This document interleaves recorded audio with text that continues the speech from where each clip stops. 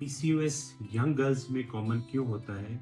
क्या आपने कभी गौर किया है कि ऐसी जो प्रॉब्लम्स हैं वो आपके मदर साइड में या आपके दादा-दादी के साइड में या पुराने ज़माने में क्यों कम होती थी और आजकल ये जो प्रॉब्लम है ये क्यों बढ़ रही है?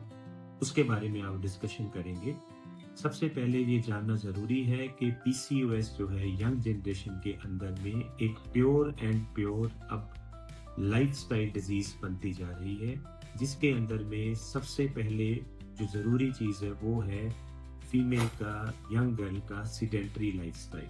तो हम देख रहे हैं कि आजकल की जनरेशन जो है वो बहुत ज़्यादा सिटिंग जनरेशन है।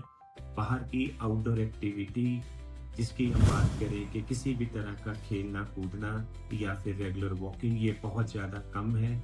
मॉडर्न लाइफस्टाइल के अंदर में इतना तक कॉमन हो चुका है कि अगर हमें स्कूल में जाना है तो हम स्कूल बस का इस्तेमाल कर रहे हैं या फिर हमारे कार में हमारे पेरेंट्स छोड़ कर आ रहे हैं। हम साइकिल और ये चीज़ों का इस्तेमाल नहीं कर रहे हैं। इसी तरह से जब हम लोग स्कूल से आते हैं तो हम लोग मोबाइल पे बैठ जाते हैं, कंप्यूटर पे बैठ जाते हैं।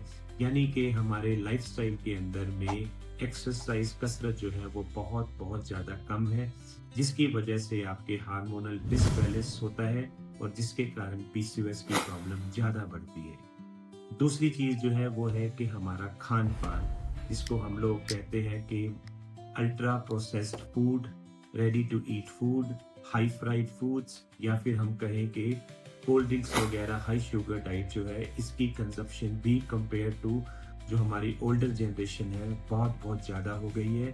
खास करके यंग टीनेज गर्ल्स के अंदर में तो ये प्रॉब्लम और ज़्यादा बढ़ चुकी है और ये सारे फैटी फूड्स भी आपके इनडायरेक्टली वेट गेन कराते हैं, हार्मोनल डिसबैलेंस करके आपको पीसीओएस की तरफ लेके चले जाते हैं।